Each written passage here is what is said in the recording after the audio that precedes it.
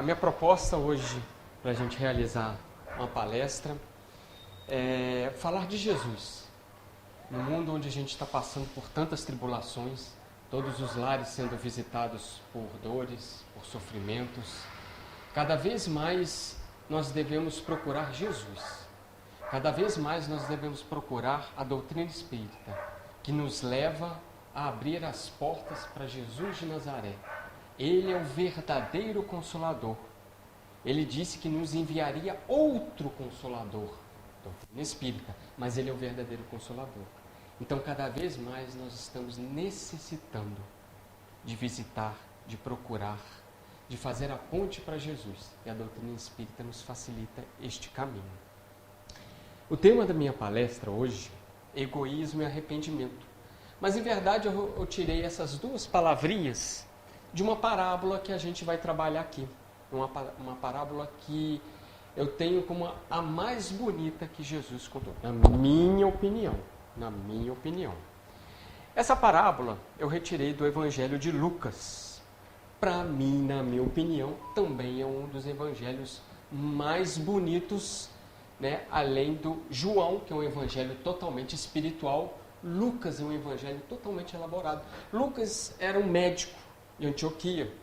Vocês, quem leu Paulo Estevão, vai observar que Lucas tinha uma amizade muito grande com Paulo. Isso tem até um filme, né? Paulo era o único que visitava ele na prisão. Então, os dois tinham uma amizade muito forte. O Evangelho de Lucas é responsável por ter mais parábolas. De todos os 4 evangelistas, ele tem mais parábolas. Ele apresenta Jesus como Salvador. Ele apresenta o Evangelho para os desprezados, para as mulheres, para os doentes, para os pecadores. É um Evangelho consolador. E é muito interessante falar de Lucas, porque a amizade de Paulo com Lucas era tão intensa que uma boa parte do Evangelho de Lucas foi Paulo que escreveu. Não sei se vocês sabem, mas isso está entre linhas no livro Paulo e Estevão. Paulo, com a impossibilidade de continuar sua caminhada, porque ele estava indo para Roma para ser julgado, ele entrega alguns manuscritos que ele próprio escrevera, né, porque ele tinha vontade de escrever um evangelho, de escrever as passagens de Jesus. Ele entrega para Lucas, fala: Lucas, procura Maria e dá continuidade nisso aí. Então, mais para frente eu posso falar até um pouquinho mais, isso é até tema de uma outra palestra, gente. Então, uma boa parte do evangelho de Lucas foi Paulo que redigiu. O que eu trouxe aqui para a gente? Eu trouxe o capítulo 15 do evangelho de Lucas, que foi Paulo que escreveu. Eu trouxe, na verdade, a gente coloca uma parábola da ovelha perdida, da dracma perdida, do filho pródigo. Em verdade mesmo, são 3 parábolas que formam uma unidade. E eu vou trabalhar um pouco essas 2 primeiras para poder chegar na parábola mais bonita, e eu admiro tanto ela. É uma das parábolas, como que eu posso dizer, ela não... que mais tem referência no Velho Testamento. Não que os profetas falam, o filho pródigo, não. É sempre Israel sendo um dos filhos, é sempre Israel sendo rebelde, é sempre Israel sendo o filho mais velho. Então, assim, as referências no Velho Testamento dessa parábola aqui é muito bonita, principalmente nos profetas Isaías e Jeremias. Muito bonita. Então, o ponto culminante é o filho pródigo. Jesus conta essa parábola e ele vem gradativamente caminhando para chegar no clímax. O clímax é o final. Parábola da ovelha perdida, né? Isso está no capítulo 9 em diante. Em verdade, só para... eu acabei dando uma pista aqui de Paulo. A parte que Paulo entrega para Lucas vai do capítulo 9 do Evangelho de Lucas até o capítulo 19. Então, essa parábola está inserida ali. Tá? E é tão interessante essa parábola que ela tem uma estrutura. Gente, vocês sabem, Paulo era um fariseu. Paulo estudou na Universidade de Tarso. Paulo era um conhecedor da poesia hebraica. Então, o Evangelho, do capítulo 19 até o 19, ele é uma pirâmide. E todas as estruturas das parábolas que Paulo construiu, ela respeita isso aqui. Ó. Ela respeita uma pirâmide. Mas vamos lá. O que é a parábola da ovelha perdida? Qual homem dentre vós, possuindo 100 ovelhas, perdendo uma delas, não deixa 99 no deserto e sai em busca da perdida, até encontrá-la? Encontrando-a, alegre coloca sobre os seus ombros e, após dirigir-se para a sua casa, convoca os amigos e vizinhos, dizendo-lhes: alegrai-vos comigo, porque encontrei a minha ovelha que estava perdida. Eu vos digo, haverá mais alegria por um pecador que se arrepende do que por 99 justos que não se arrependessem e necessitam de arrependimento. Então a gente tem aqui, ó, um paralelismo, tá? Né? Perdida, perdida, encontrando, encontrando. Você vê que isso aqui existe uma estrutura. Qual que é o objetivo dessa estrutura? Fixar na pessoa que ouve a parábola. Fixar. Então foi construída dentro de uma estrutura aí. Ok, então a gente tem a parábola da ovelha perdida. Como que ela funciona? Deus é o pastor. Então a gente começa a esmiuçar um pouquinho as parábolas. Deus é o pastor.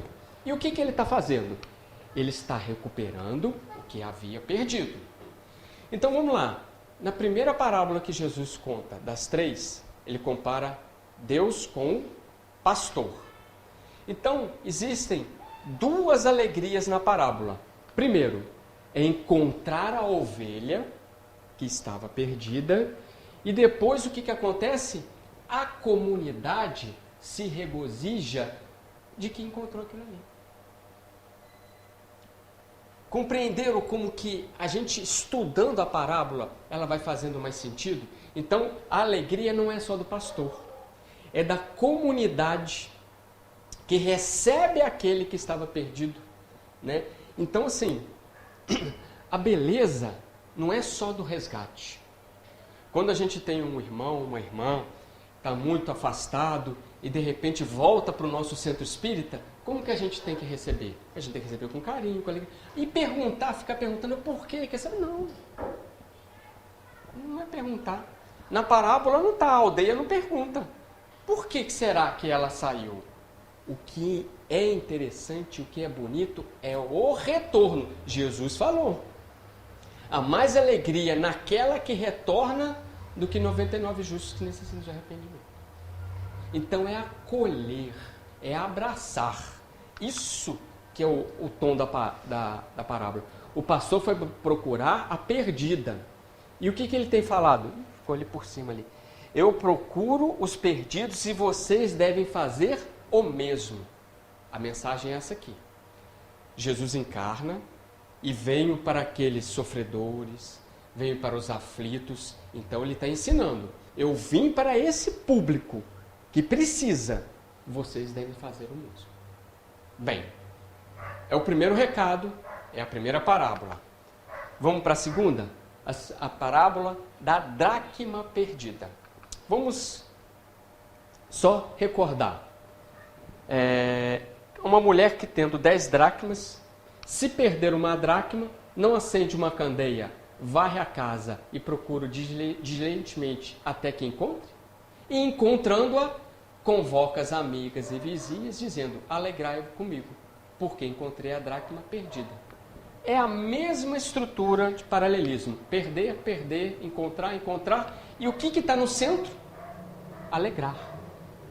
Essa estrutura construída, ela demonstra o quê? O principal. É como se fosse um hambúrguer. Você não tem pão de um lado, pão de outro, e no meio tem a carne? É a mesma coisa. Isso tudo é para poder mostrar o centro, aquilo que tem que ter atenção. E aqui é a alegria. Então vamos lá. Vamos esmiuçar essa parábola. Primeiro, Jesus já causa uma tensão no ambiente ao contar esta parábola, porque na primeira ele compara Deus como pastor. Ok, né? No Velho Testamento ele é conhecido como pastor também. Só que agora na parábola da dracma perdida, ele está falando que Deus é uma mulher. Que mulher dentre vós? Jesus está rejeitando as atitudes farisaicas para com os grupos minoritários da sociedade. Nós sabemos, naquela época, no ano 0, no ano 1 da nossa era, na cultura judaica, uma mulher valia menos que um animal. Você negociar um animal era muito mais valioso do que uma mulher. Isso está na cultura judaica, tá, gente? Isso é história, isso aí não sou eu que estou falando, não. No mundo que está falando aqui, o uso de uma mulher em uma ilustração requeria ousadia moral. Então, se você for pegar as parábolas dos rabinos, de todos lá, dificilmente, raras vezes você vai achar alguma personagem que tenha uma mulher. Por quê? Ninguém queria se colocar indisposto perante o público. E Jesus não tem comprometimento com o farisaísmo. O comprometimento dele é implantar o reino de Deus nos corações dos homens. Foi o que ele disse para Hanã quando começou a sua missão. Isso está lá no Boa Nova. Quando ele entra à cidade e Hanã pergunta: o que você veio fazer aqui, Nazareno? Eu vim implantar o reino de Deus no coração dos homens. Então, ele já causa um impacto, uma tensão no ambiente quando coloca uma mulher como Deus. Empenho da mulher em procurar. Quais os verbos de ação dessa pequenina parábola? Olha só, gente. Acender, varrer e procurar. É muito importante quando a gente lê uma parábola, e se você for estudar, quero estudar um pouquinho mais, pega os verbos de ação. Os verbos de ação é o que vai mover aquela parábola, o que vai te dar o conteúdo espiritual. A coisa perdida ou o alvo pretendido pode ser achado intensificando o quê?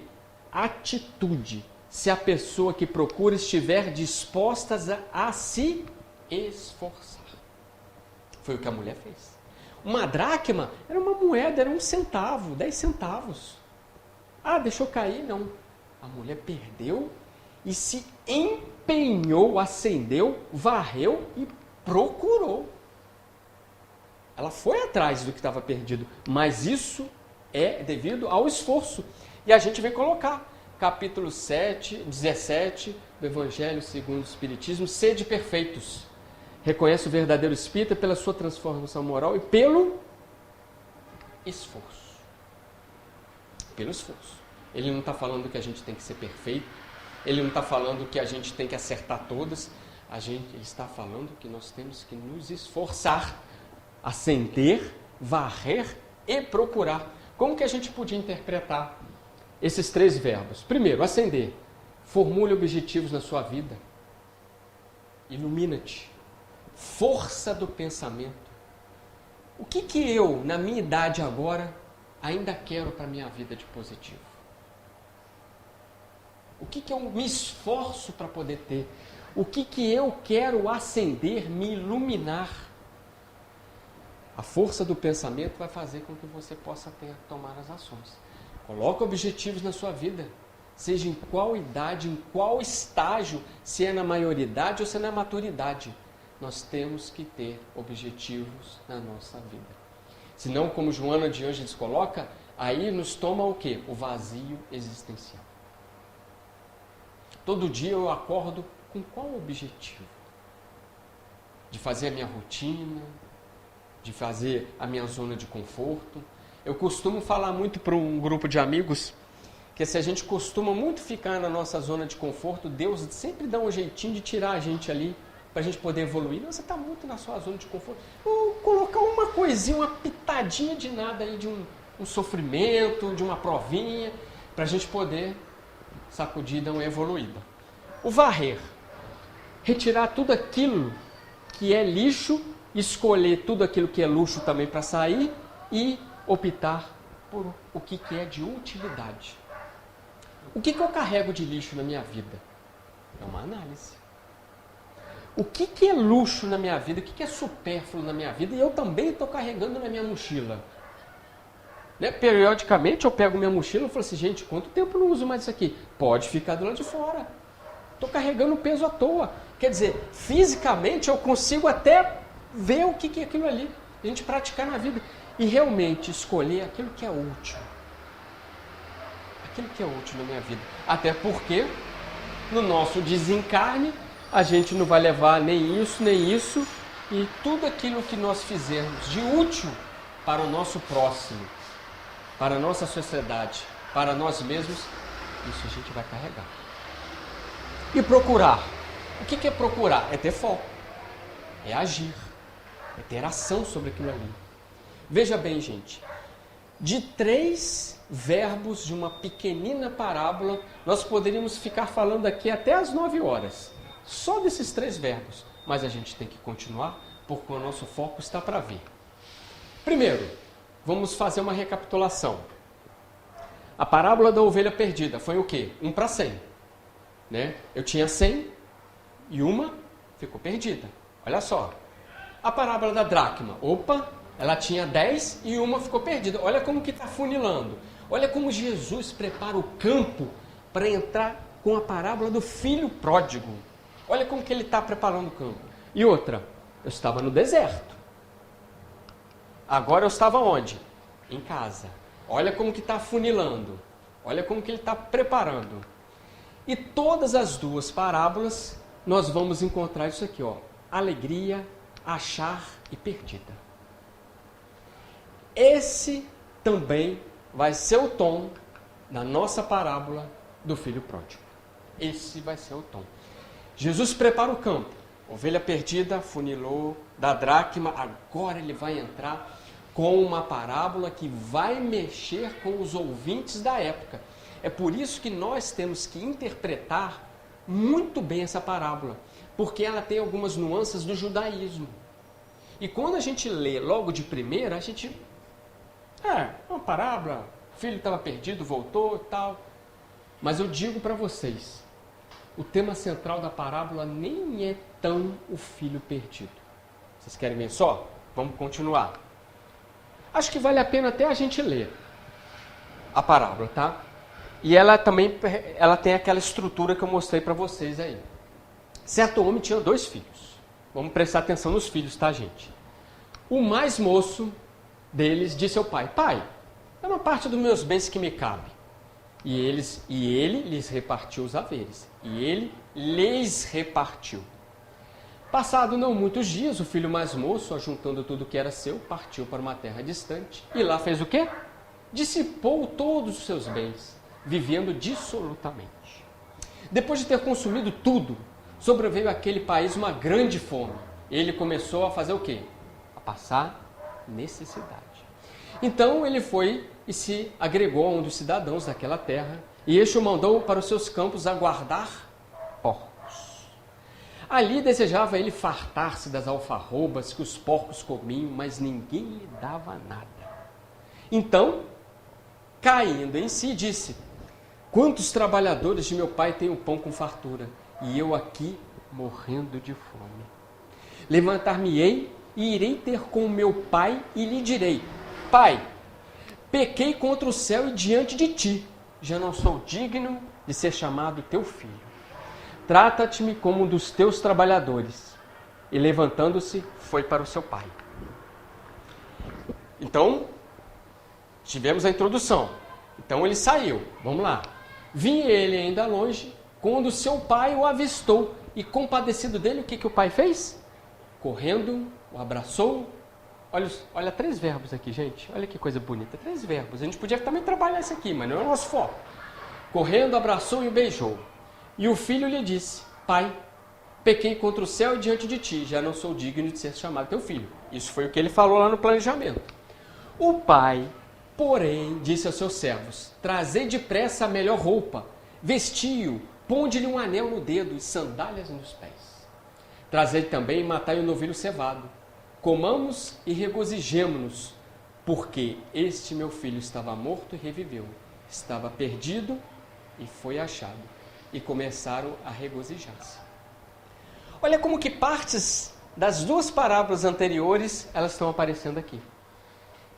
Parte das 2 parábolas. Só rapidinho, né? Não vou ler novamente, mas é a mesma estrutura, você vai colocar aqui, né? O filho, né? Os bens gastos, a mesma estrutura. E qual que é o ápice dessa parábola? Mudança de comportamento e o arrependimento. É o que está no centro dessa parábola aqui. Olha só, gente. Vamos lá. Primeira atitude. O filho mais novo era rebelde, né? É o filho mais novo. Ele tinha 2 filhos. O filho mais moço virou e falou assim: ah, pai, quero minha parte. Me dá a minha parte. Divide a sua herança. Me dá a minha parte. Quando ele fala isso, não só no judaísmo, mas na cultura do Ocidente, do Oriente, isso significa o quê? Matar o pai. Por quê? Na cultura oriental, e até a nossa cultura também, você só pode ter direito à herança depois que, né, o seu pai desencarna. Como que um filho pede para repartir herança com o pai em vida? Ele matou o pai. Ele matou o pai. E outra coisa, uma aldeia oriental não permitia isso. Ela não permite. Tem aquela sociedade, tem aquela aldeia ali, ela não permite. Mas o pai surpreende o filho. O que o pai faz? O pai aceita. O pai aceita. O pai poderia chegar e falar assim: não, que isso? Não vou repartir os bens com você, não. De jeito nenhum. Isso, né? Podia ter feito um discurso. Mas o pai surpreende. O pai aceita o pedido do filho. E ele reparte os bens. Ou seja, o patrimônio foi rompido. O patrimônio foi rompido. Cada filho agora está com uma parte, tá? Então, ou seja, naquela família, vamos pensar assim, se gerou um problema sério de relacionamento. No mínimo, gerou um problema sério. Você imagina uma família onde um menino pede a parte e sai para a vida. Você tem o problema da família e tem o problema da aldeia também, que a aldeia não aceita isso. O que acontece com ele? Ele sai, ele pega parte do dinheiro dele, rebelde, tem nada na cabeça, né? Vai, o que ele faz? Gasta tudo. Gasta tudo. Num local onde que se passava fome. E aí o que acontece com ele? Ele entra no processo expiatório. Ele tinha riqueza, ele tinha saúde e de repente ele se vê sem nada e com fome. Olha como que as coisas mudam com o tempo em nossas vidas. Olha só. Ou seja, ele estava num lugar de gentios. Por que ele estava num lugar de gentios? Porque ele pede para trabalhar. Ele não estava numa aldeia judaica. Ele estava numa terra de gentios. Isso é importante a gente frisar. Então ele pede para trabalhar. E qual que é o trabalho que foi colocado para ele? Apacentar porcos. De novo, cultura judaica. Porcos? Esse animal é impuro. Eles não comem e nem têm criação de porcos. O negócio dele é ovelhas, cabritos, cabras, até cavalos, novilhos, mas porcos, no judaísmo, negativo. E ele que venha de uma sociedade patriarcal, um pai judeu, qual que é o fim que ele está tendo? Apacentar porcos. Ele está dentro de um processo expiatório e foi a única coisa que sobrou para ele. E ele vai lá, ele está lá. Alimentava-se do quê? Das comidas dos porcos. Podemos falar assim, ele chegou no fundo do poço. Perdeu tudo, gastou tudo e chegou no fundo do poço. Mas é um tipo de coisa que só o tempo vai colocar. Né? Vamos caminhar. O que ele faz? Ele desperta. Caindo em si. Ele vira e fala assim, porque assim, gente, chegou no fundo do poço. A única vantagem que tem quando você chega no fundo do poço é o quê? É você bater o pé no cimento e começa a caminhar para cima. E foi isso que ele fez. Caiu no fundo do poço, caiu em si, ele vira e fala assim, gente, eu tenho uma ideia. Eu vou voltar para casa. Eu vou fazer o caminho de volta. E aí o que ele teve que fazer? Engolir aquele orgulho dele. Mas ele estava arrependido. Ele tinha que voltar para casa. E aí o que ele faz? Ele lembra do pai. Lá ele está passando fome, mal vestido, com os porcos. Poxa, lembrei do meu pai. Não teve jeito. Qual que foi a motivação de arrependimento dele, da parábola? Por quê? Ele chega no fim de todos os recursos. Ele sente o quê? Fome. E ele sente fome de quê, gente? Ele sente fome do Pai. Ele sente fome do Pai. Olha a beleza da parábola, como que a gente vai começando a construir. Ele não sente fome de comida, de alimento. Ele estava comendo os alfarrobas. Ele sente fome do Pai, porque ele ficou perdido. Ele está longe. Quantos, de nós já passamos, se não é que nós estamos vivendo, mas com certeza nós já vivemos esse filho rebelde aqui também, gente. Distantes. E chega uma hora que a gente fala assim, eu tenho que retornar. Para retornar, a gente tem que engolir aquilo que fez a gente sair do caminho, mas fincar o pé e ir em direção a Jesus. É o que eu coloquei para vocês no iniciozinho lá da minha palestra. O caminho de retorno para Jesus é o que todos nós estamos e devemos fazer com muito amor, com muita humildade e com muita resignação. Com muita resignação. Então, a motivação, ele se arrepende, chega no fim dos recursos, fome do Pai. Então tá, vamos destrinchar agora o que ele falou. Ele tinha um planejamento, mas ele tinha 3 problemas para poder resolver. Vamos ver o planejamento dele? Levantar-me-ei e irei ter com o meu pai. E dir-lhe-ei, pai, pequei contra o céu e perante de ti. Já não sou digno de ser chamado teu filho, faze-me como um dos teus trabalhadores. Esse era o único planejamento que ele tinha. Ele tem que voltar. Mas ele tem 3 problemas. Qual que eram os 3 problemas dele? Primeiro, o pai. Meu pai vai me aceitar? O que vai ser a reação do meu pai? Mas eu vou ao encontro dele. Será que meu pai, como que vai? Mas eu vou até o meu pai. O planejamento dele estava envolvendo o pai. Então, esse problema aqui, ele ia conseguir resolver. Mas ele tinha o segundo problema. Era a comunidade. Era a aldeia. E a aldeia viu que ele matou o pai dele. Como que aquela sociedade vai tratar? Será que aquela sociedade vai deixar ele entrar na casa do pai? Ele corre esse risco. Ele corre esse risco. Tá? E ele tinha um outro problema que agora a gente vai começar a aparecer. Que era o irmão mais velho. Por quê, gente? Ele é o mais moço.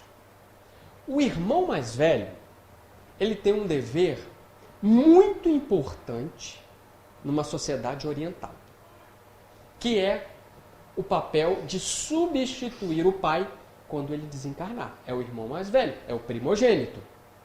O irmão mais velho, vendo que o mais moço queria a herança, ele devia ser o primeiro a se opor. Não, senhor, você não pode fazer isso, você está matando o nosso pai. Então, ele ainda tinha que fazer as pazes com o irmão mais velho. Ele tinha que fazer. Então a situação dele era a seguinte. O mal dele repercutiu em 3 aspectos. Primeiro, nas leis de Deus. Opa, olha o pai aí representando as leis de Deus. Ele fez uma coisa errada, optou por um caminho, se afastou, foi para a porta larga. Então, o mal dele repercutiu nas leis de Deus. E o segundo, com a comunidade, com todos aquele mal, ele incomodou a todos ali. Incomodou todos à sua volta. E em terceiro, qual que foi? A sua consciência. O irmão mais velho deveria ter sido aquele que puxava. Então, quando nós nos afastamos do Pai de um caminho, a gente está contra as leis de Deus, nós atrapalhamos muitas vezes aqueles que nos amam e depois nós estamos contra a nossa própria consciência. Então o planejamento dele só estava para esse aqui. Ele ainda tinha que resolver essas duas questões. Então vamos ver agora o que aconteceu. Primeiro, uma atitude totalmente inesperada, o qual Jesus inseriu na parábola. Totalmente inesperada. Qual que foi? Está no versículo 20. Estando ele ao longe, seu pai ouviu, compadeceu-se, correu, lançou sobre o pescoço dele e beijou repetidamente. Jesus realmente é um mestre incomparável. A estrutura como ele começa a fechar essa história é belíssima. Por quê? O ancião, ele não corre. O ancião, ele anda majestosamente. E quando o pai vê o filho chegando na aldeia, o que ele faz? Ele corre. É o pai que vai ao encontro do filho, gente. É claro que o filho fez o caminho. Você dá um passo em direção a Jesus, Jesus dá 100 passos em nossa direção. Emmanuel coloca numa mensagem desses levinhos, não sei se é a palavra de vida eterna, fonte viva, você desculpa aqui, que se você não consegue caminhar 10 metros para frente em um dia, caminha 1. Se você não consegue caminhar 1 metro, caminha 1 centímetro. Se você consegue caminhar 1 centímetro, caminha 1 milímetro, mas caminha para frente. E o filho está fazendo isso. Ele vai ao encontro do pai, o pai vê ele ao longe e caminha para ele, gente. E o que o pai faz? Lança-se ao pescoço e beija ele. O filho foi tratado com dignidade. Jesus não quer que o rebelde morra. Jesus quer que ele viva, se arrependa e retorne. É por isso que a gente vê tanto assim, o próprio Evangelho segundo o Espiritismo coloca, se fosse um homem de bem, tinha morrido. Mas já que ele é assim, olha quanto tempo ele está vivendo. Por quê? Tem que ter oportunidades, tem que ter chance para poder se arrepender. É o que a parábola está nos mostrando, gente. Jesus não quer a morte do pecador, mas do comportamento equivocado. Foi o que ele fez. E o pai, utilizando do livre-arbítrio, ele deixou o filho ir. Ele deixou o filho ir. Chega um momento, os nossos filhos, eu tenho certeza que tem pais, mães aqui, os nossos filhos têm que caminhar com as próprias pernas. Eu, essa semana, na segunda-feira, eu falei para a mocidade, lá da FEAC, Fala para a mocidade, é sempre um desafio, eles sempre enchem a gente de pergunta. E eu falei para eles assim, olha gente, vocês, os momentos mais decisivos da vida de vocês, vocês não vão estar com seus pais. São vocês que vão tomar as próprias decisões. E sabe o que vai balizar e vai alicerçar a sua decisão? Tudo que você aprendeu. Tudo que você aprendeu. E você, tal qual o filho mais moço, vai cair no mundo. E o que vocês vão fazer? O que vocês vão fazer com a liberdade que vocês têm? O que vocês estão fazendo com a liberdade que vocês estão tendo agora, nesse momento, num mundo cheio de tecnologia e facilidades? O meu filho mais velho tem 22 anos. Esse ano ele veio e falou assim, pai, vou passar o carnaval em Guarapari. Ele não curte carnaval, eu só quis viajar com os amigos e tal. 22 anos. Já dirige, já viaja e tal. Poxa, vai viajar para Guarapari, no carnaval, e estrada. Você não dá vontade de falar assim, não filho, fica aqui. Não, vamos fazer alguma coisa, onde você quer. Não dá vontade? Para mim, me deu vontade. O que eu vou fazer? Vou prender uma criatura daquele tamanho maior que eu. Falei assim, não, meu filho, vai, toma cuidado, vai com a namorada e tal, não sei o quê. E foi. Chegando Passou o carnaval, graças a Deus, correu tudo bem, e ele me contou a história da casa onde ele ficou, onde ele se hospedou com os amigos dos amigos dos amigos, que não sabia nem quem era. Corria droga dentro da casa. Droga dentro da casa. Oferecendo, passando, bebida alcoólica para lá e para cá. Chegou ao ponto de uma menina ter overdose e meu filho, a namorada dele, ter que levar para o hospital. Meu filho utilizou droga? Não. Ele pegou a malinha dele ali, foi para outra casa. Saiu batido.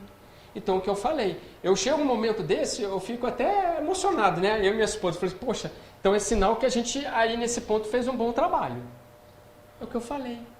Ele vai tomar a decisão dele. Não sou eu. Eu já criei ele, foi criado desde, eu falei para o pessoal da mocidade, com 2 anos de idade, ele estava na campanha do quilo. É espírita, não escova o dente, a gente não põe, não tem que comer, vai para o centro também. Vai para a evangelização, vamos fazer parte do trabalho. Foi ele e o meu filho mais novo também. Graças a Deus. Voltando aqui. Então, o que acontece? Quando o pai, ele corre até o filho, o pai resolve mais um problema dele. Qual que era o segundo problema que eu apresentei lá? A aldeia, da comunidade, da sociedade. Porque antes de ele entrar na aldeia, antes que o pessoal pudesse ver, barra ele, o pai corre atrás dele, abraça ele e carrega ele até a casa. Ele resolveu o problema da sociedade, ele resolveu o problema da aldeia, o pai resolveu o problema dele. Olha só, o pai beija. O que isso significa? Você está perdoado, meu filho. O pai beija repetidamente o filho. Você está perdoado. Perdoado. Ou seja, o filho fala assim, pai, pequei contra ti. Vamos ver mais um pouquinho. No Evangelho segundo o Espiritismo, só para poder colocar aqui, está a obediência e a resignação. Falei da resignação. Só para colocar, a obediência é o consentimento da razão. A resignação é o consentimento do coração. Foi o que o filho teve que passar. Ele obscureceu a sua razão. Quando a gente obscurece a nossa razão, a gente deixa de ser o quê? Obediente às leis de Deus. E ele precisou passar um perrengue no coração para poder voltar. Tá aí, só para exemplificar. Ele fala, pai, pequei contra ti. Mas o pai não deixa nem ele acabar de falar. O pai fala, disse os servos, trazer depressa a melhor roupa e vestir-lhe, e ponde-lhe um anel na mão e sandálias nos pés. Opa, vamos destrinchar mais um pouquinho. Roupa, o que significa? Os filhos recebem quando há uma festa na família. Ou seja, ele está integrando o filho. Roupa, está integrando o filho na família. E o anel? Só pai e os filhos têm esse anel. Ou seja, você voltou a ser meu filho. Você saiu pelo mundo. Eu te perdi. Mas agora estou te reintegrando como meu filho, porque eu estou te perdoando. Estou te perdoando. E a sandália? Só anda de sandália os filhos. Ou seja, ele está totalmente reintegrado na família como filho daquele pai. Olha o problema que o pai resolveu para ele, gente. Mas ele precisou se arrepender e fazer o caminho de volta. Temos que lembrar disso. Não foi de graça. Ele teve que ralar aquilo tudo, embora a gente não precisa passar por aquilo que ele passou, mas a gente tem que fazer o caminho de retorno. E aí, nós temos a segunda parte da parábola. Até agora, a gente não viu o filho mais velho. Né? Mas o filho mais velho tem um papel importantíssimo. E é o filho mais velho que vai fazer o fechamento da parábola. E é aí que o público daquela época vai engolir seco. É aí que Jesus vai provocar mais ainda os fariseus que queriam persegui-lo e matá-lo. Vamos ver o que acontece na segunda parte da parábola? Ora, o filho mais velho estivera no campo. E quando voltava, ao aproximar-se da casa, lembrando que aconteceu aquilo tudo, tá? Ouviu a música e as danças. Chamou um dos criados e perguntou-lhe: o que está acontecendo aí? E ele informou: teu irmão, teu pai mandou matar um novilho cevado porque o recuperou com saúde. Olha a reação do filho mais velho. Ele se indignou e não queria entrar. Saindo, porém, o pai procurava... Olha o pai, gente. O pai ainda vai lá de novo, agora vou apaziguar o filho mais velho. O pai é pai, né? É Deus, né, gente? Mas ele respondeu a seu pai: há tantos anos que te sirvo sem jamais transgredir uma ordem tua, e nunca me deste um cabrito sequer para alegrar-me com os meus amigos. Vindo, porém, esse teu filho, que desperdiçou os teus bens com meretrizes, tu mandaste matar para ele um novilho cevado. Gente, que fala de rancor, de mágoa. Tá cheio de pegadinha aqui também. Então lhe respondeu o pai: meu filho, tu sempre estás comigo, tudo que é meu é teu. Entretanto, era preciso que nos regozijássemos e nos alegrássemos, porque esse teu irmão estava morto e reviveu, estava perdido e foi achado. Aqui começa a revelação da personalidade do filho mais velho. O filho mais velho já tinha pego o dinheiro dele também, tá? Você lembra que repartiu? O filho mais moço gastou. O filho mais velho está com o dinheirinho dele também. Tá? Então, a herança, sendo que a herança do filho mais velho é 2/3. É muito maior que do filho mais novo. Tá? E olha o que ele fala.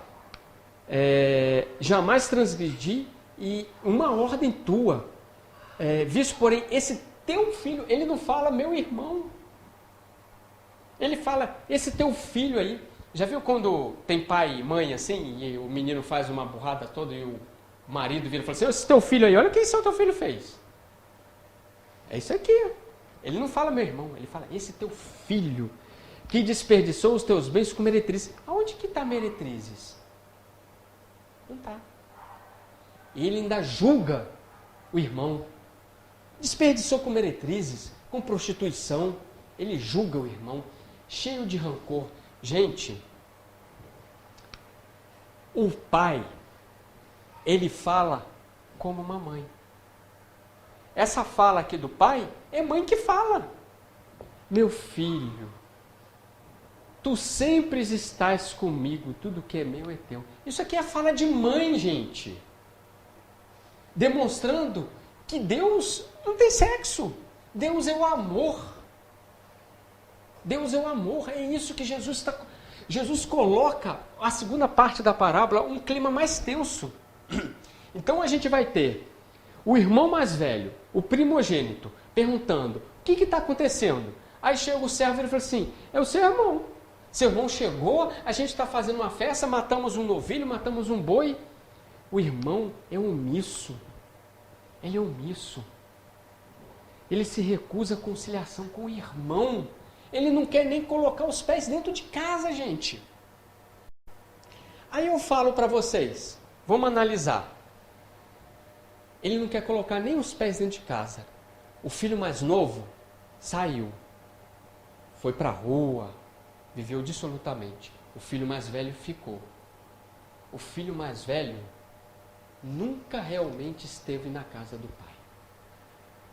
Porque se realmente ele estivesse na casa do pai, ele entrava agora para regozijar com o irmão. Olha como as duas parábolas anteriores prepararam esse momento dramático. A sociedade se felicitou, as amigas da mulher que achou a dracma se alegraram. Aqui, o filho mais velho não se alegra. Estando ele, esses anos todos, na casa do pai, o coração dele não estava lá. É como se ele estivesse lá por obrigação, com rancor, com mágoa. Eu sempre tive aqui, você nunca me deu um novilho para eu matar com os meus, para eu matar com os meus amigos, festejar com os meus amigos. Agora esse seu filho vem e você está matando. Profundo rancor. E o pai ainda vem consolar. Meu filho, mas tudo que é meu é teu. A minha casa é sua. De alguma certa forma, Jesus estava falando de toda a comunidade judaica, que era o filho mais velho. O filho mais novo eram os gentios. Os gentios não tinham comprometimento com o monoteísmo, mas chega uma hora que eles vêm. E Israel, que tinha comprometimento, que morava na casa do Pai, tinha templo, o coração deles estava longe. De alguma forma, Jesus consegue falar para aquele público que vocês, sendo monoteístas, cumpridores, têm o decálogo, tradições, vocês utilizam isso tudo para o mal. E vocês não estão na casa do Pai. Gente, isso pegou fogo, tá? Então vamos lá. Eu trouxe para vocês aqui uma informação, mas assim, muito bacana. Uma pesquisa que eu fiz, Rembrandt, esse pintor, que é um dos nomes da história da arte, ele pintou vários quadros de passagens evangélicas. E eu achei um quadro belíssimo e ele tem uma profundidade na pintura deles que eu desejo compartilhar com vocês, tá? Ele pintou a descida da cruz, embora, assim, para foto não dá para pegar muito, mas depois se vocês quiserem pegar na internet, Rembrandt, vai estar as pinturas dele lá, ó. O Cristo no Mar da Galileia, São Paulo, que é o Paulo de Tarso, inclusive essa pintura aqui, eu vou até explicar o do Filho Pródigo, mas ela é cheia de mensagens subliminares. E está aqui, ele pintou o regresso do Filho Pródigo, tá? Só que essa pintura, ele tem várias pegadinhas. Primeiro a gente tem os 3 personagens mais famosos. Temos o pai, o filho pródigo aqui ajoelhado, retornando para o pai, e nós temos aqui quem? O filho mais velho. Ele está ali, tá? Vamos lá, vamos tentar decifrar. O pai e o filho mais velho, o pai e o filho mais velho são parecidos. Tá vendo? São parecidos. Até nas vestes, mas opostos nas atitudes. Olha como que Rembrandt conseguiu pegar o conteúdo espiritual e conseguiu pintar isso, gente. Eu achei isso de uma beleza tão grande. Eles são parecidos, mas totalmente opostos nas atitudes evangélicas.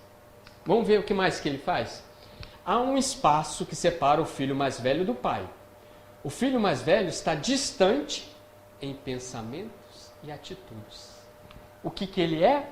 Um observador distante, tal qual Jesus colocou lá. Ele não entra na casa, ele está aqui. Olha a cara dele, como que ele está olhando para a ação do pai estar abraçando ali o filho. Olha só como que ele está, o desdém, né? Mais uma. O filho mais velho é totalmente fechado, distante e frio. Está ali, olhando. Não foi tocado o coração dele, né? E outra coisa, ele segura o estômago. Isso aqui, na representação do Oriente, significa o quê? Ódio. Ele está segurando o ódio dele. Ele não está externando, mas ele está segurando o ódio dele. Mas, vamos lá. Existe um homem sentado aqui, tá? Ele tem embora não dá para perceber muito por causa tá um pouquinho escuro, ele tem um saco de moedas. Ele é um cobrador de impostos. Ou seja, ele estava aqui para cobrar o que devia, porque o pai ficou sem dinheiro. Ele estava lá para cobrar, então virou um personagem ali. Nós temos ao longe, embora a imagem ela ficou escura, não é que transmitiu, mas eu consegui pincelar ali porque eu sabia que isso aconteceu. Ó. Aqui atrás nós temos uma pessoa, ela é uma prostituta. Aqui nós temos uma pessoa também que é denominado pecador. Nós temos aqui a personagem que está com o saco de moeda, ele é um publicano. O que ele quer falar disso tudo? Quanto mais perto do Pai, mais claro. Quanto mais distante, mais escuro. O que ele quer falar com isso tudo aqui? Que todos aqueles que estão em volta com o pecado estão na escuridão. Todos aqueles que se arrependeram, estão retornando, está na luz do Pai. Bonito isso aí, eu gostei. E está aqui, a luz é emitida por onde? Pelo rosto do Pai. O rosto do Pai, que é a emissão da luz. E está envolvendo o quê? O filho mais novo. Está envolvendo o filho mais novo. É claro, está irradiando para os outros demais. Mas o foco é o filho mais novo. Mais uma. O manto do Pai parece o quê? Uma tenda. Uma tenda que está acolhendo. Gente, é cheio de detalhes. Eu só botei alguns, tá? O filho mais novo com roupas íntimas mal lhe cobre o corpo. A gente viu. O filho estava com porcos. Olha aqui. Olha o estado do filho mais novo. Né? Um mendigo. Aí tem uma leitura que só Rembrandt fez, que não está na parábola, tá? Ele coloca aqui uma espada. Existe uma espada aqui, embora não esteja vendo. Significa o seguinte: a espada tem o selo da família. Rembrandt faz uma leitura artística, não está na parábola. Ele poderia ter vendido a espada e ter dinheiro para comprar comida, mas queria ter vínculo com a família. Então aquilo é como se fosse uma honra dele, tá? O pai tem o rosto cansado, sofrido, olhando diretamente para o filho ajoelhado. As solas dos pés narram a história de uma jornada longa e penosa. A sandália gasta aponta para o sofrimento e para a miséria que o filho chegou. Tá? Os pés cortados, tudo isso que ele estava distante do pai. A pergunta é, para onde todos olham nessa pintura? Não precisa responder, só pensem. Para onde todos estão olhando para essa pintura? Todos estão olhando para as mãos do Pai. E reparem que as mãos são diferentes. Reparem que as mãos são diferentes. A esquerda é diferente da direita. Tá? Nela se concentra toda a luminosidade, para ela que se dirigem os nossos olhares. E as mãos, cada uma tem uma característica. A mão esquerda, essa aqui, é a mão do pai tocando o ombro do filho, forte, larga, viril, musculosa. Representa o quê? A proteção de Deus. E a mão esquerda é a mão delicada, macia, é a mão feminina. Deus, masculino e feminino. Isso tudo representa o quê? A misericórdia. Então, a última pergunta em cima na hora que nós estamos, por quê? Jesus acaba a parábola falando que o filho está ali. Eu não vou entrar na casa. E ele termina ali. Será que ele entrou na festa? E a pergunta é, nós entraríamos? Se eu fosse o filho mais velho, eu entraria? A primeira resposta que a gente pega na nossa consciência é o que a gente tem que avaliar. Então, eu termino com essa questão para vocês. Muito obrigado pela atenção.